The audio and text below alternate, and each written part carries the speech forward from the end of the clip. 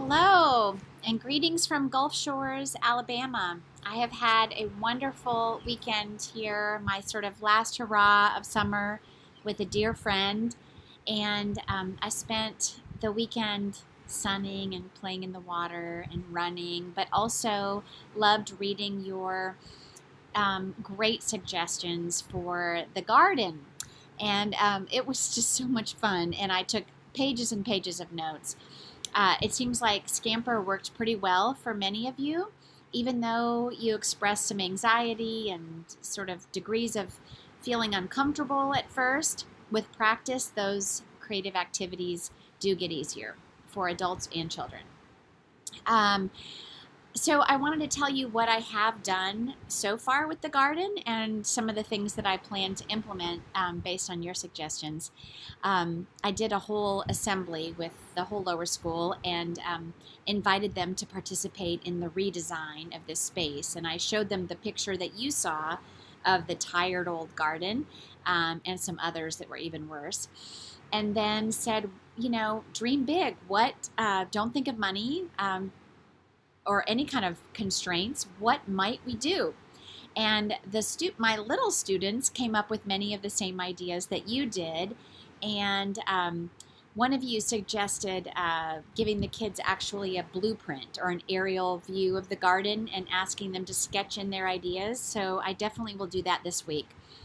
So far, kids have come up with fairy gardens, overwhelming interest in fairy gardens. And that got me thinking about kids who maybe don't like fairies. So what might they like? And a whole bunch of boys and girls said dinosaurs. So can we have like a Jurassic Park type thing? So I think we'll do that with some, ferns and elephant ears and plants that might sort of seem prehistoric.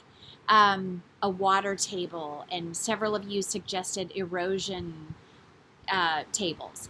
So I'm hoping to get like a fountain with some running water because I don't want stagnant water, but where kids can move rocks and sand around and watch how when you dam up the water, what happens, and erosion in action and all kinds of things, and just play in the water and just explore and experiment. I think that will be great fun. We are installing a new butterfly garden tomorrow, and it'll attract 7 new species of butterflies to our garden, including monarchs. So we're planting 3 native species of milkweed.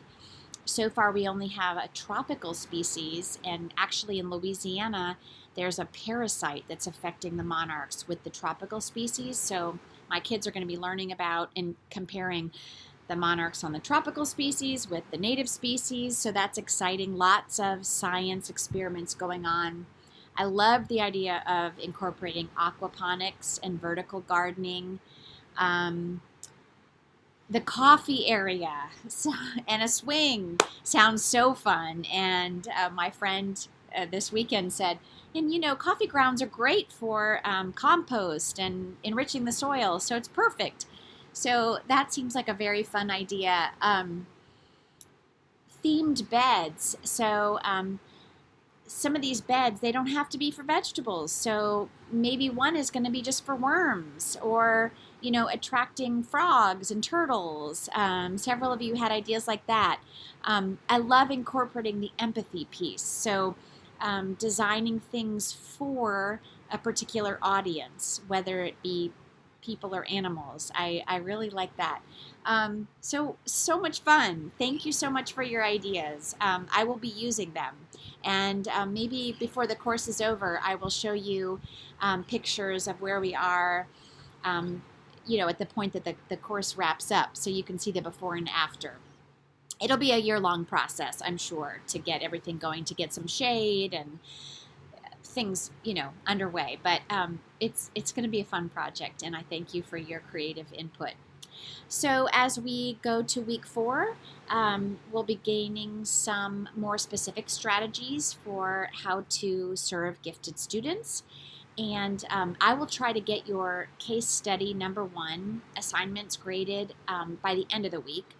I have several other deadlines this week, but I think I can promise that by Saturday. Next Saturday, I'll have those done.